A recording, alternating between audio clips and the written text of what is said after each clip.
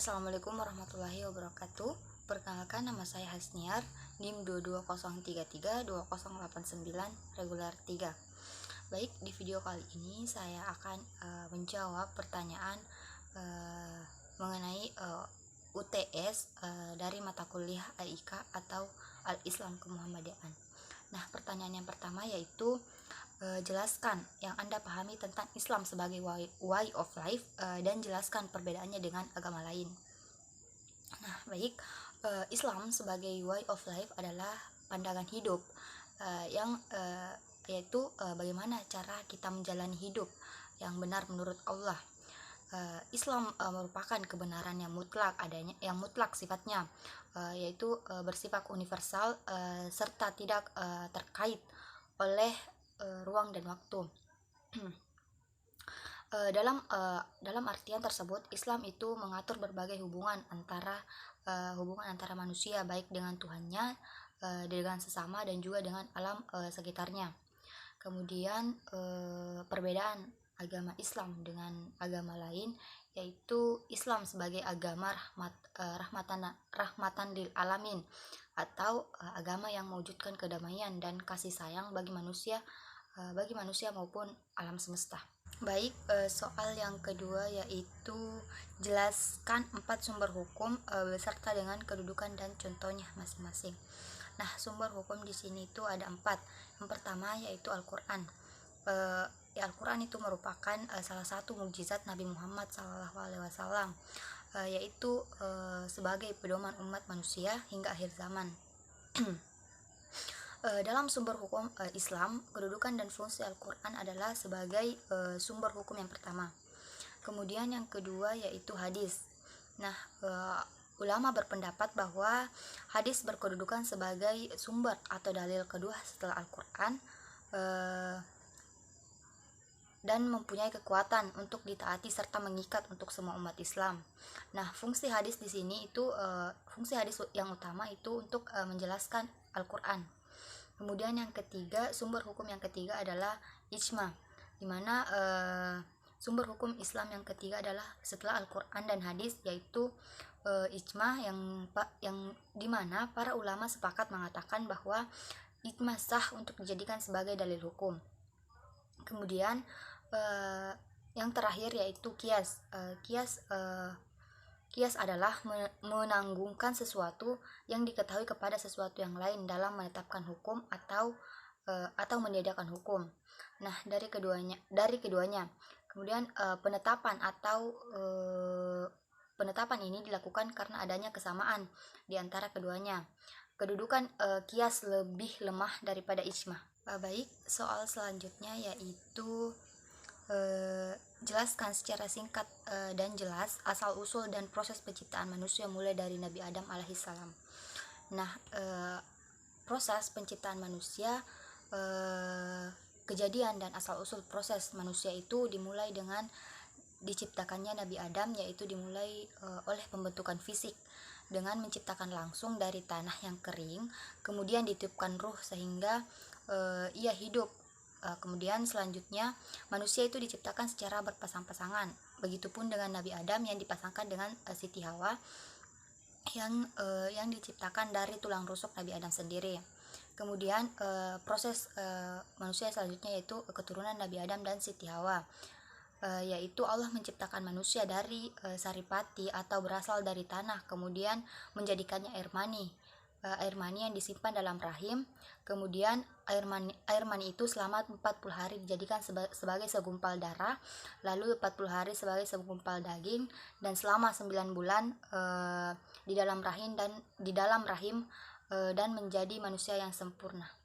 Baik, soal selanjutnya yaitu sebutkan dan jelaskan 5 konsep manusia menurut Al-Quran. Nah, ada 5 konsep manusia menurut Al-Quran. Yang pertama yaitu manusia sebagai abid Allah, yaitu sebagai hamba Allah, di mana manusia harus mengabdi atau taat kepada Allah sebagai sang pencipta, sebagaimana disebutkan dalam surah At-Taubah ayat 112. Kemudian yang kedua yaitu manusia sebagai an-naas, yaitu konsep ini cenderung kaitannya antara manusia dengan lingkungan sosial. Kemudian yang ketiga, manusia sebagai khalifah Allah. Nah, manusia di sini memiliki tugas untuk mengemban amanah, memanfaatkan bumi untuk kebutuhan-kebutuhannya serta menjaga keseimbangan alam. Kemudian yang keempat yaitu manusia sebagai al-insan. Nah, dalam hal ini berkaitan dengan potensi yang dimilikinya untuk berkreasi dan berinovasi. Kemudian yang terakhir atau yang kelima yaitu manusia sebagai makhluk biologis atau bashar. Nah, manusia dalam konsep ini tuh menunjukkan bahwa manusia hanya sebagai makhluk yang berwujud dan erat hubungannya dengan perkembangbiakan, pertumbuhan dan lainnya. Baik, soal nomor 5 yaitu jelaskan beberapa karakteristik dari orang beriman yang akan meraih keberuntungan serta sebutkan dan jelaskan apa upaya yang sudah dilakukan untuk meraih predikat tersebut. Nah, karakteristik orang beriman yang beruntung yang pertama yaitu orang yang bertekun dalam sholatnya. Kemudian yang kedua, menahan diri dari obrolan yang tidak berguna. Kemudian membayar zakat, menjauhi zina, orang yang menjaga amanah dan haknya serta menjaga sholat dengan baik. Kemudian upaya yang dilakukan untuk mencapai predikat tersebut yaitu dimulai dengan bersungguh-sungguh dalam menjalankan ibadah serta melakukan introspeksi diri agar merubah diri kita menjadi pribadi yang lebih baik dan menjadi pribadi yang lebih amanah. Soal yang keenam yaitu jelaskan hakikat iman dan pengaruhnya dalam kehidupan serta contoh tindakan yang didasari keimanan penuh kepada Allah.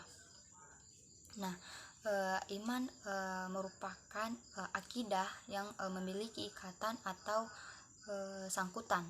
Kenapa? Karena ia mengikat dan menjadi sangkutan atau gantungan segala sesuatu yang dalam pengertian teknisnya iman merupakan keyakinan.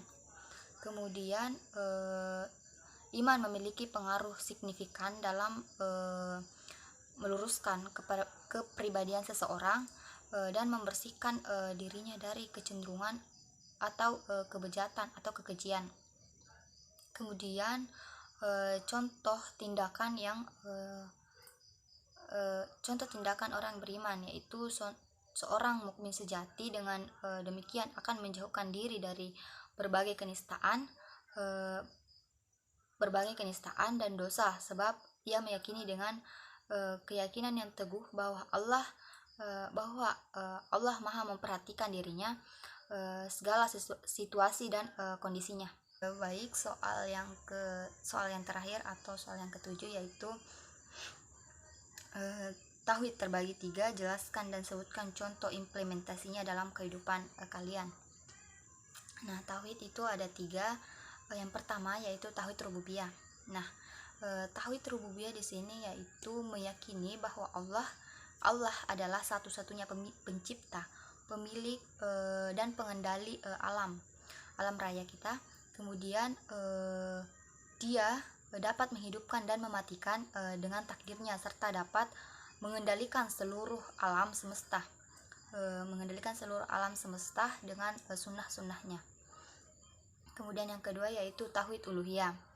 Tauhid uluhiyah yaitu mengesahkan Allah Subhanahu wa taala dalam mengerjakan ibadah seperti sholat, berpuasa, berzakat, berkurban, berserah dan berharap padanya.